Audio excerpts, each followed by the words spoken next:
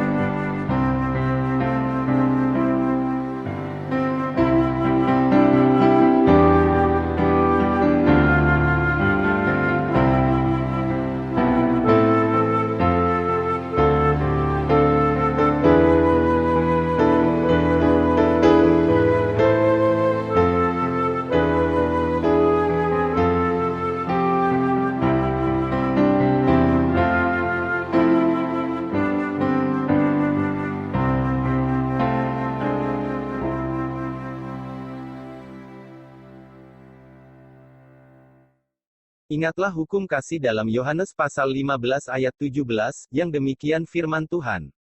Inilah perintahku kepadamu, kasihilah seorang akan yang lain. Dalam menjalani kehidupan keluarga, betapa tidak mudahnya untuk menunjukkan kasih dalam bentuk perendahan hati dan diri. Bisa jadi, karena ego, seorang merasa lebih banyak berkorban untuk keluarga, merasa lebih banyak melakukan sesuatu bagi keluarga sehingga alih-alih menghargai apa yang orang lain kerjakan, kita lebih sering menuntut untuk dihargai dan dimengerti. Mari, bersama dengan keluarga, kita memohon pengampunan satu sama lain dan memohon pengampunan dari Allah. Ya Tuhan yang Maha Pengampun, kiranya Engkau berkenan mengampuni setiap dari kami.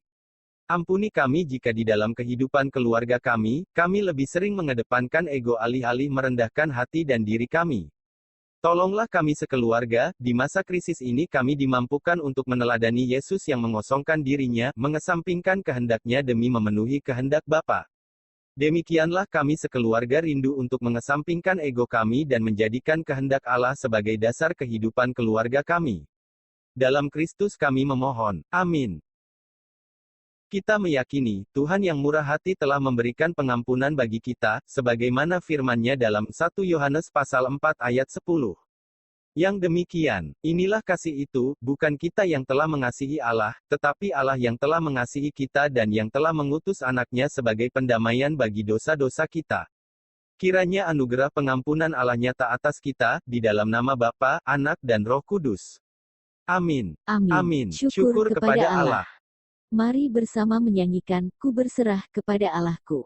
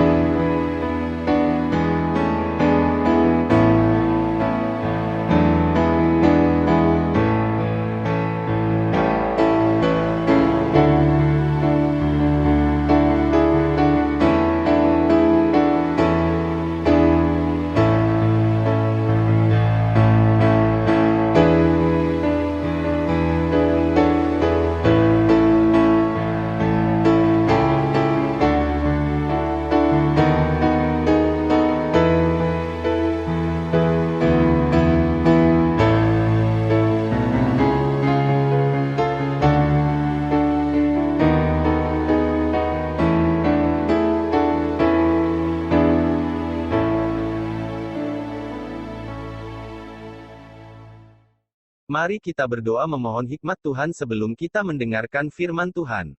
Ya Tuhan, sapalah kami yang seringkali mengedepankan ego terlebih di masa krisis ini. Mampukanlah kami untuk mengosongkan diri kami, meletakkan segala kehendak kami di bawah kehendak-Mu yang baik. Didiklah kami, dalam terang kebenaran firman-Mu. Amin. Amin.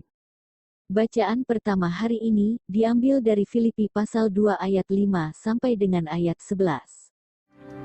Hendaklah kamu dalam hidupmu bersama, menaruh pikiran dan perasaan yang terdapat juga dalam Kristus Yesus, yang walaupun dalam rupa Allah, tidak menganggap kesetaraan dengan Allah itu sebagai milik yang harus dipertahankan.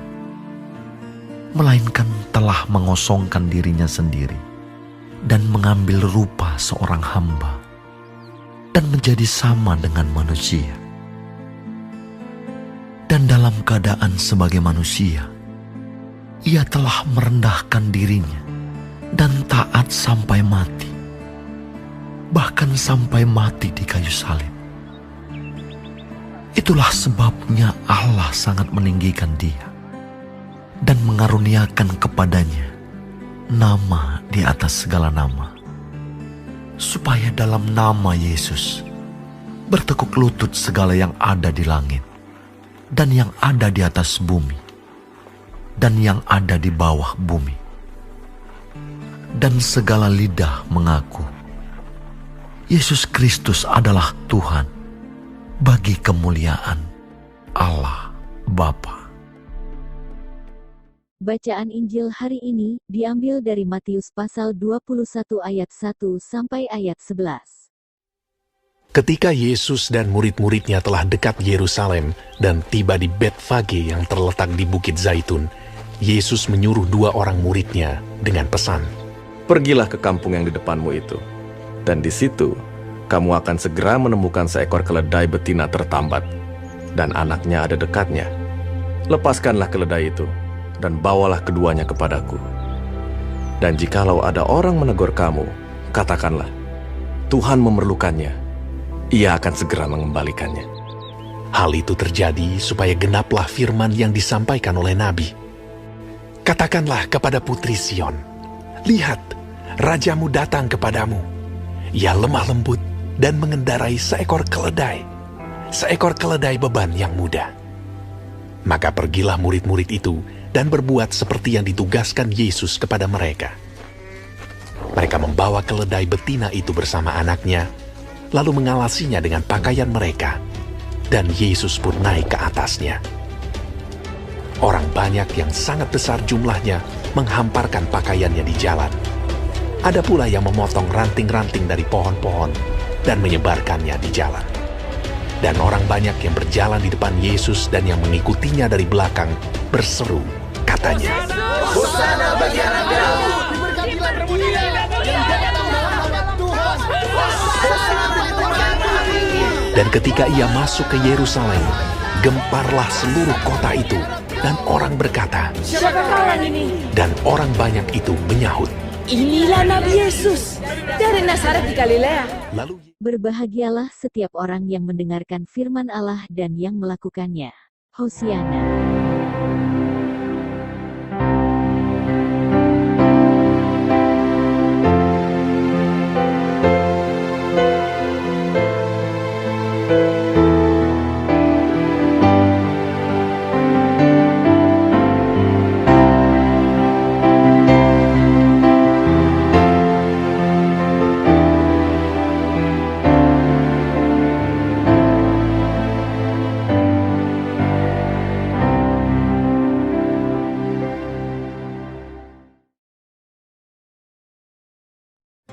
Cerita Paskah Minggu Palma.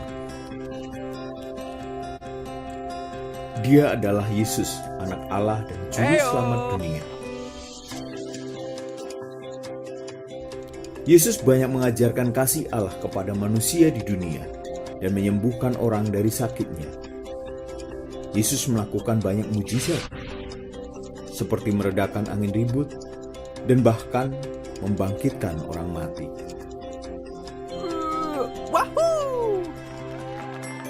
Pada masa itu orang Yahudi sedang merayakan Paskah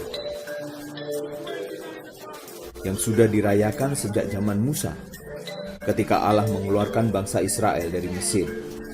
Yesus pergi ke Yerusalem untuk merayakan Paskah. Yesus menyuruh murid-muridnya berhenti di suatu kampung. Yesus berkata kepada 2 orang muridnya, "Pergilah terlebih dahulu." Yesus menyuruh muridnya pergi ke kampung, dan mereka akan melihat keledai muda yang belum pernah ditunggangi orang. Yesus menyuruh muridnya melepaskan keledai itu dan membawanya kepadanya. Jika ada yang bertanya, "Mengapa kamu melepaskan keledai itu?" Jawablah begini, "Tuhan memerlukannya dan akan mengembalikannya segera." Maka para murid melakukan yang Yesus katakan dan membawakannya keledai itu. Zaman dahulu kala, bahkan sebelum Yesus lahir, Allah pernah berfirman bahwa Juru Selamat Raja Israel akan datang ke Israel dengan cara ini. Yesus melakukan yang Allah pernah firmankan. Berita Yesus datang ke Yerusalem tersiar di seluruh kota. Banyak orang telah mendengar tentang semua mujizat yang pernah dia lakukan. Maka mereka memotong ranting daun palem dan berlari-lari untuk melihat Yesus. Beberapa orang Farisi dan pemuka agama menyadari bahwa tidak ada yang bisa dilakukan karena semua orang ingin melihat Yesus. Yesus berjalan menuju kota Yerusalem dan orang banyak menghamparkan pakaiannya di jalan bagi dia. Semua muridnya mulai bergembira dan bernyanyi sepanjang mengiringinya, sambil memuji Allah untuk semua mujizat yang telah mereka lihat. Beberapa orang Farisi kesal. Mereka berkata kepada Yesus supaya murid-muridnya berhenti melakukannya. Tetapi Yesus berkata, jika mereka diam, batu-batu di sepanjang jalan akan menangis. Maka semua orang tetap bernyanyi. Diberkatilah Sang Raja yang datang dalam nama Tuhan. Pujilah Tuhan di tempat yang maha tinggi. Gemparlah seluruh kota Yerusalem ketika di gerbang seorang bertanya, Siapakah orang ini? dan orang banyak menyahut, inilah Yesus. Dan Yesus mengendari keledai memasuki Yerusalem menuju bait Allah. Minggu Palma, seperti yang Allah pernah firmankan bertahun-tahun yang lalu.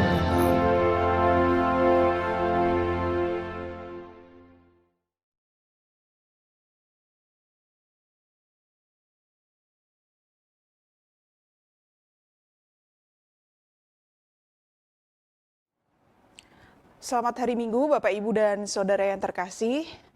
Di hari ini kita memasuki Minggu Palma, tetapi tentu ada yang berbeda dengan perayaan Minggu Palma dibandingkan tahun-tahun sebelumnya. Di Minggu Palma tahun-tahun yang lalu kita terbiasa untuk membawa daun palma atau daun palem ke gereja, lalu mengangkat daun itu sambil berseru, Hosana terpujilah dia yang datang, atau yang diberkati oleh Tuhan. Kita menyuarakannya dengan suara yang lantang sambil mengangkat daun palma.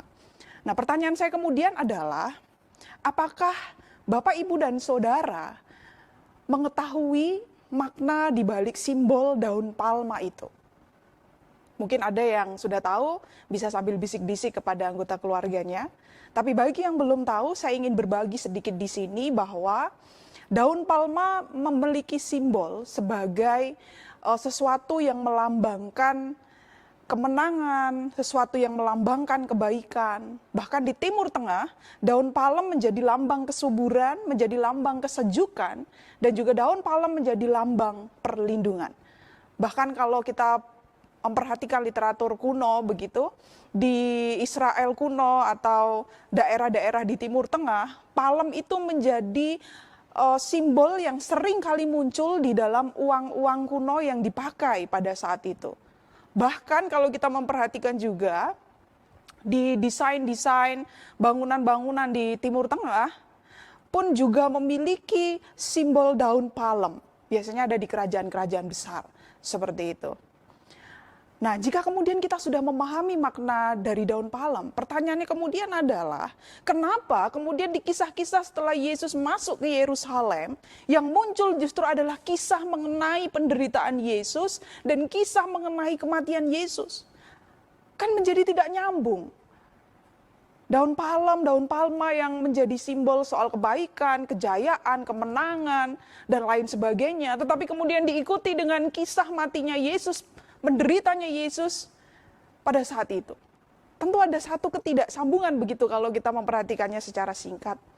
Nah, di sanalah sebenarnya bacaan Filipi yang sudah kita baca tadi menemukan pemaknaannya. Jadi kalau tema kita hari ini adalah berbicara mengenai kenosis, maka kita akan cari tahu terlebih dahulu apa itu kenosis. Mungkin beberapa dari kita sudah pernah mendengar, tapi mungkin juga ada yang belum memahami apa itu kenosis. Jadi kenosis berasal dari kata keno, Yunani, yang memiliki makna to empty, make empty, yang di dalam terjemahan Alkitab sehari-hari diterjemahkan sebagai mengosongkan. Dan itu ada di ayatnya yang ke-7. Kata Ibrani yang dipakai untuk menerjemahkan dia telah mengosongkan diri adalah haberit, yang artinya adalah menanggalkan pakaiannya sendiri.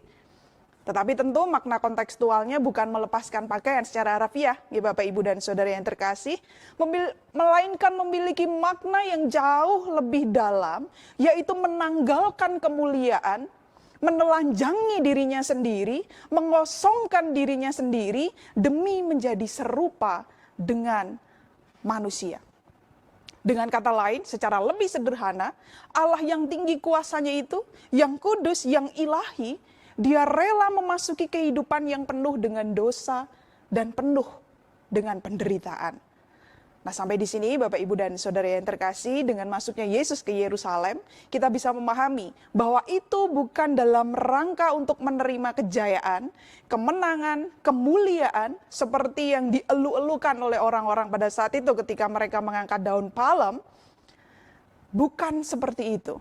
Kenosis yang dialami dan dilakukan oleh Yesus secara sederhana kita pahami sebagai mengosongkan diri dari segala kehendaknya. Melepaskan segala atributnya untuk tunduk di bawah kehendak Allah. Jadi ketika Yesus masuk ke kota Yerusalem, dia akan segera memasuki masa-masa paling krisis dalam kehidupannya. Masa di mana dia menanggalkan kemuliaan yang disimbolkan dengan daun palem itu tadi, menelanjangi dirinya sendiri, mengosongkan dirinya sendiri, semua kejayaan itu dia lepaskan demi menjadi serupa dengan manusia.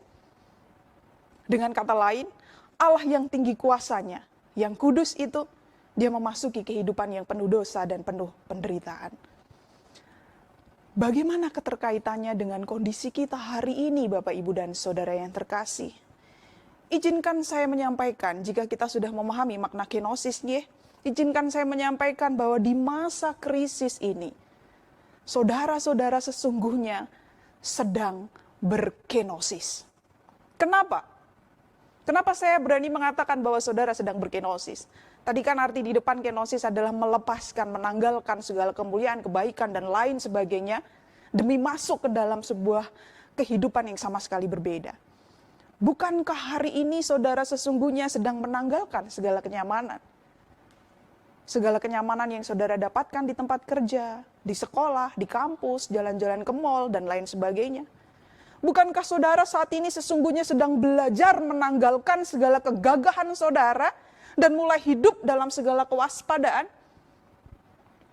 Bukankah saat ini saudara sedang belajar untuk menanggalkan segala perasaan, aku kuat kok, aku mampu, aku bisa atasi segala hal, dan mulai menyadari betapa sesungguhnya rentan sekali kehidupan kita ini? Dan bukankah saat ini saudara mulai menanggalkan perasaan merasa hebat, aku masih muda, aku masih energik, lalu menyadari bahwa hidup kita akhir-akhir ini dihantui oleh virus yang bahkan tidak bisa kita lihat dengan mata telanjang? Bukankah saat ini saudara dan saya sedang belajar melepaskan segala kebiasaan yang selama ini saudara lakukan demi kebaikan banyak orang? Melepaskan keinginan untuk bisa merayakan Minggu Palma, Kamis Putih, sampai dengan Minggu Paskah di gereja, demi saudara-saudara kita yang lain. Melepaskan segala keinginan untuk dilayani di gedung gereja, dan kemudian menjadi pelayan di rumah masing-masing. Bukankah saudara saat ini mulai belajar untuk menanggalkan perasaan bisa mengatasi apapun, dan kemudian mulai menyadari bahwa ternyata ada ya hal-hal yang tidak bisa saya atasi dengan keterbatasan manusia kita? Bukankah setiap dari kita hari ini mulai merasakan kekhawatiran ekonomi, keamanan, kenyamanan, kesehatan akibat pandemi ini, dan mulai belajar untuk menyerahkan segala kekhawatiran itu kepada Tuhan? Sulitkah untuk menanggalkan itu semua, Bapak, Ibu, dan Saudara yang terkasih, di masa-masa krisis ini? Sulitkah untuk berkenosis di masa krisis ini? Jelas sulit. Saya pun merasakannya. Pertanyaannya kemudian adalah, lalu bagaimana agar saya bisa berkenosis di masa krisis ini? Untuk menjawab pertanyaan itu, mari kita belajar pada simbol kedua yang identik dengan perayaan Minggu Palma, yaitu keledai. Keledai di dalam bahasa Latin sering diidentikan dengan binatang yang lamban. Dia tidak secepat kuda, bahkan sering disebut sebagai binatang yang bodoh. Tapi benarkah masyarakat Israel kuno memandang keledai itu dengan pola pandang yang negatif semacam itu? Sebab di dalam Alkitab sebenarnya banyak sekali gambaran positif mengenai keledai. Dan di dalam pandangan masyarakat Israel kuno, keledai itu malah justru adalah hewan yang jauh dari kesan bodoh. Jadi kalau sekarang kita berada dalam proses sulit untuk menanggalkan segala hal, atau berkenosis di masa krisis ini, saya mengajak saudara untuk belajar dari keledai. Hewan ini memiliki beberapa karakteristik yang baik. Yang pertama, keledai adalah hewan yang mampu membawa banyak barang. Keledai itu sangat penting Bapak Ibu dan Saudara yang terkasih sebagai pembawa barang. Kenapa? Karena ternyata keledai itu mampu menempuh perjalanan kurang lebih 30 km sehari. Sebagai contoh, Bapak Ibu ingat dalam kisah terkenal tentang Abraham yang akan mengorbankan anaknya Ishak, keledai tampil sebagai hewan pembawa barang. Yang pertama, dia adalah hewan yang mampu membawa banyak sekali barang. Yang kedua, keledai ini adalah binatang yang mudah beradaptasi dengan gurun pasir.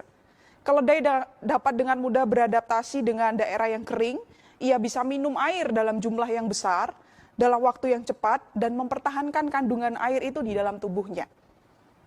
Karakteristik yang kedua itu tadi. Lalu karakteristik yang ketiga, keledai ini menjadi lambang kekuatan. Ingatkah saudara ketika Yakub memberikan berkat pada Izakar di Kejadian 49 ayat 14? Di sana Yakub berkata begini, seperti keledai yang kuat tulangnya. Itu artinya jelas sekali bahwa keledai di dalam berkat yang disampaikan oleh Yakub ini sama sekali tidak memiliki makna yang negatif. Keledai justru melambangkan ketangguhan dan kekuatan. Lalu yang keempat, keledai sesungguhnya adalah tunggangan para raja. Ini seringkali terlewat dari perhatian kita. Bahwa keledai sebenarnya merupakan tunggangan para raja, pejabat, dan penguasa Israel zaman dahulu, bahkan juga merupakan tunggangan dari Raja Daud dan Salomo. Sebelum Salomo akhirnya kemudian mengimpor begitu Bapak Ibu dan Saudara yang terkasih, kuda-kuda dari Mesir dibawa ke Israel dan kemudian dipelihara secara khusus. Karena itulah sebenarnya keledai itu memiliki citra atau karakter yang sangat positif pada masa itu. Sebagai hewan yang kuat, karena mampu mengangkat barang, dia mudah beradaptasi pada situasi yang berkekurangan, dia kemudian juga menjadi lambang kekuatan, ketangguhan, dia adalah tunggangan yang luar biasa bagi para raja dan pemimpin Israel. Maka tidak aneh ketika akhirnya Yesus datang dengan menaiki keledai pada saat itu. Yang mau saya sampaikan sebenarnya sederhana. Memang kita harus menanggalkan segala hal pada masa-masa krisis ini. Segala kenyamanan, ketenangan, kebaikan. Seperti Yesus yang menanggalkan itu semua ketika dia masuk ke Yerusalem untuk menghadapi masa krisis. Kita pun juga sedang melakukan itu. Tetapi mari Bapak Ibu dan Saudaraku yang terkasih, di masa krisis ini kita belajar untuk berkenosis. Kita belajar seperti keledai yang kuat menanggung beban, yang cepat beradaptasi di masa-masa sulit, yang tangguh, dan menjadi pribadi-pribadi yang hebat. Selamat berkenosis di masa yang krisis. Tuhan memberkati. Amin.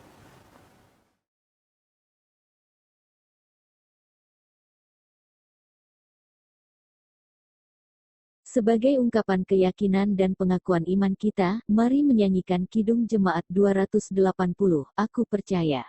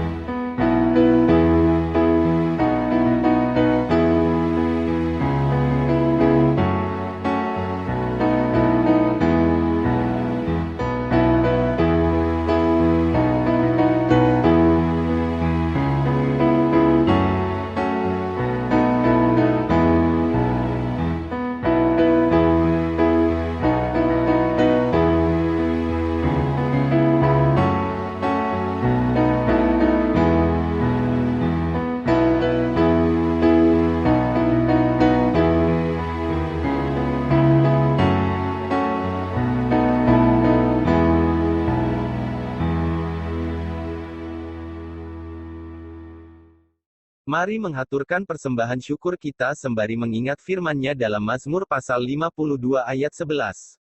Demikian aku hendak bersyukur kepadamu selama-lamanya, sebab engkaulah yang bertindak, karena namamu baik, aku hendak memasyurkannya di depan orang-orang yang kau kasihi.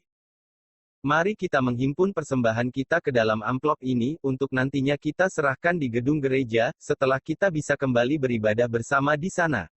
Kita nyanyikan juga nyanyian persembahan kita dari Kidung Jemaat 363 bait 1 dan 2.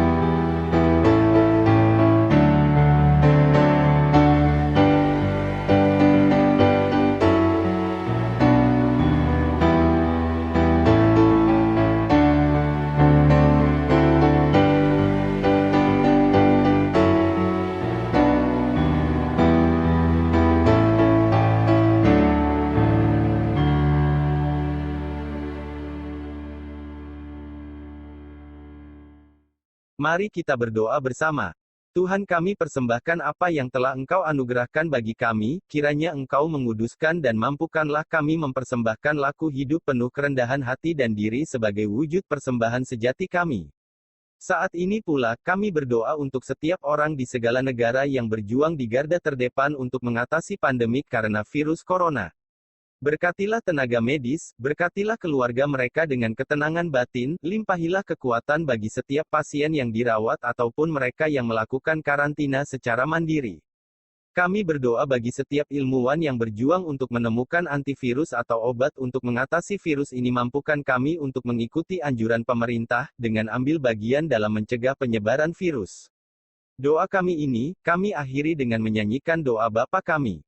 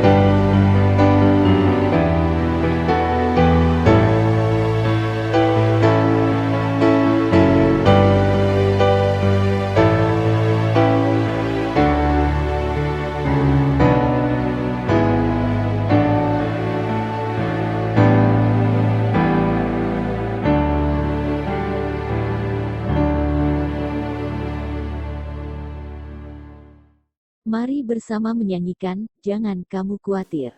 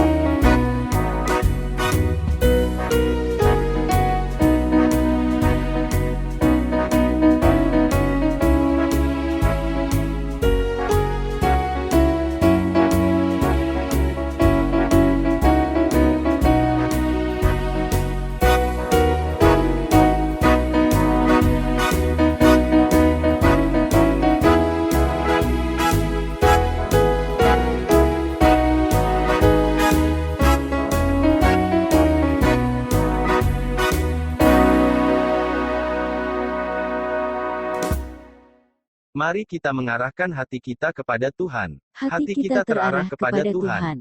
Rendahkanlah hati dan dirimu. Kami merendahkan hati dan diri kami. Tuhan memberkati kita dan melindungi kita. Tuhan menyinari kita dengan wajah-Nya dan memberi kita kasih karunia. Tuhan menghadapkan wajah-Nya kepada kita dan memberi kita damai sejahtera. Amin. Amin.